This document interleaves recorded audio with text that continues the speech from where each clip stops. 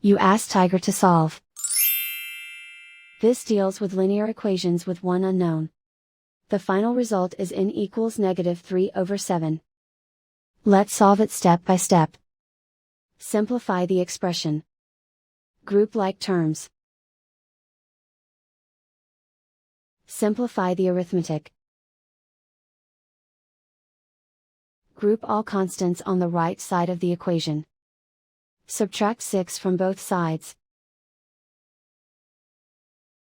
Simplify the arithmetic.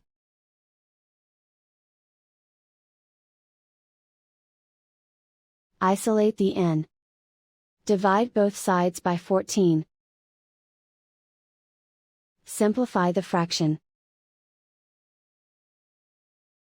Find the greatest common factor of the numerator and denominator. Factor out and cancel the greatest common factor. And so the final result is n equals -3/7.